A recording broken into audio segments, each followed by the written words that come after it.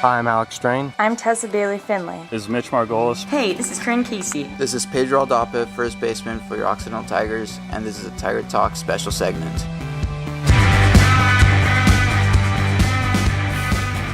We're broadcasting live today from the Trophy Room here at Occidental College. I'm alongside Occidental Sports Business and Law Network co-founder and president Travis Brody. Travis, thanks for joining us this afternoon. Thanks for having me. Now, we've talked a lot about the OSBLN this year on the show. We've talked about sort of the programs you've put on for the Oxy community and the alumni network. I want to get into that later, but first I want to start. You've had a very interesting background. You were in Oxy for a couple of years, left in 2008 to go play football in Europe, in Brussels. You were there for a couple of years. You did some work coaching while you were there, some consulting. Could you tell us a little bit more about your background and what brought you back to Oxy? Sure. I'm from Orange County and played every sport you can imagine growing up. Eventually kind of found my way into focusing on football. Played here at Oxy for a while, and then had an opportunity to play in Europe for 3 seasons. Great experience, and just wouldn't trade it for the world. Now, could you talk about sort of the experience that you gained from there, coming back to the U.S. and co-founding the OSBLN? Sure. When I came back to Oxy, I had 3 semesters left to finish up. I had started work with the football recruiting office. I do basic recruiting for the team, and I was kind of strolling along, just kind of minding my own business. One day, we happened to have a club involvement day with every club on campus, and I just kind of happened to be walking along and saw this sign for the Occidental Sports Business and Law Club, and sure enough, that's pretty much exactly what my interest is. And I walked up and introduced myself to who was the founder and president at the time, Todd Mark. Introduced myself, had a brief conversation with him, and was really impressed with the concept of the group and where it was going, and that's essentially how I got my involvement there. So Todd ended up handing it over to you, and you've totally revamped the organization. You changed the name to Oxy Sports Business and Law Network from the club that you mentioned before. And you've done a great job in implementing social media into really making this a widespread organization. Can you talk about sort of your original vision in pushing OSBLN forward this season, or this year I should say, and also sort of how you've gotten involved through Facebook, Twitter, and the OSBLN website, and how that's helped spread the word of the organization? Sure, of course. Well, our focus has been really kind of two-pronged. It's entirely career focused. On one hand, we're focused on trying to develop the knowledge base for our members in any way possible. That means not only developing the knowledge in terms of just every sport involved in the business and that sort of thing, the entire industry, but also just the type of career opportunities available, and also to put our members in a position to create career internship, job opportunities, and that sort of thing going forward. That's why we've developed the alumni directory.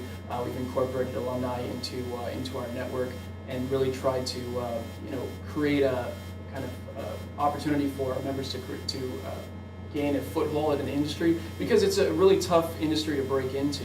And I think that having alumni as our alumni in the sports industry will kind of allow them to take that first step.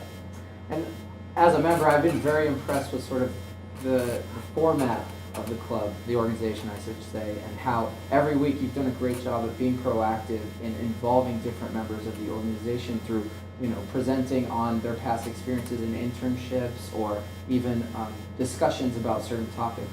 Can you talk about how you decided to go that route and where the students stand as part of this organization?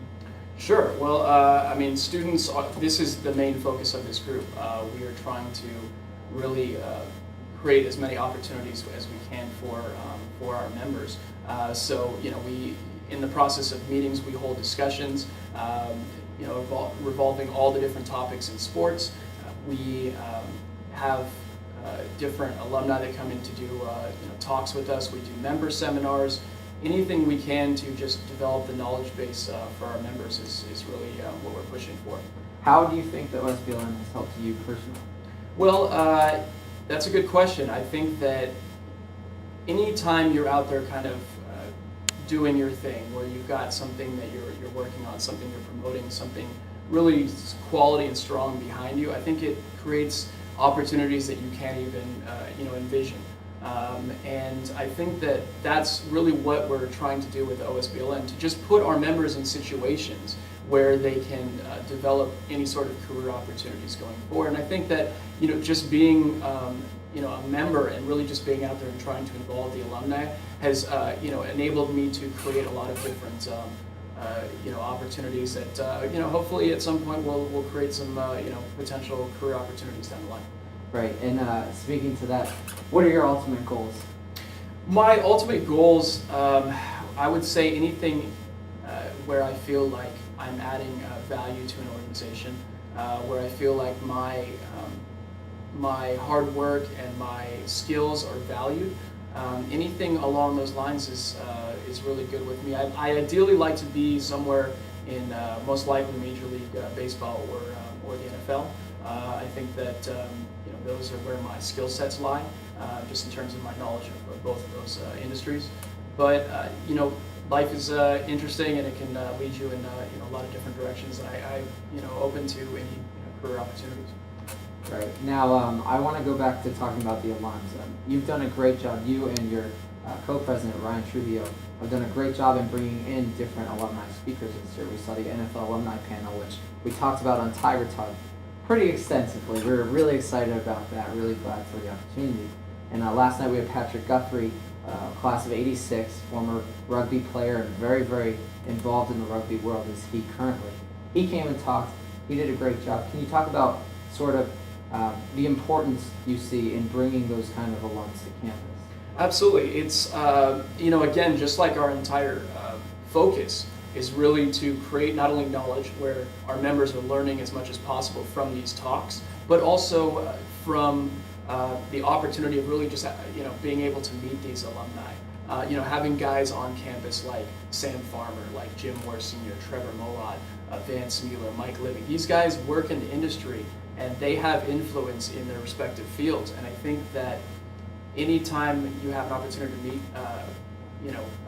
alumni like that, I think that's it's exceptional. Now you mentioned about our Vice President Ryan Trujillo. He's been exceptional. He's a great idea man. He's got some great ideas going forward for the OSBLN for next semester, and as well as our treasurer Parker Ainsworth. Couldn't have done this all without them. Yeah, well, I have really appreciated being involved, and I know that a lot of students have. I guess we'll give you the final word, Travis. You want to plug anything going forward?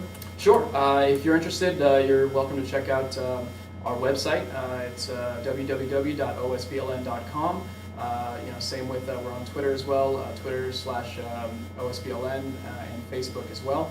And any alumni or undergraduates that are interested in potentially joining our network, we're happy to involve them and hopefully create some sort of opportunities for them going forward. Well, great. Travis Brody, thanks for joining me on Tiger Talk. My It's been a pleasure.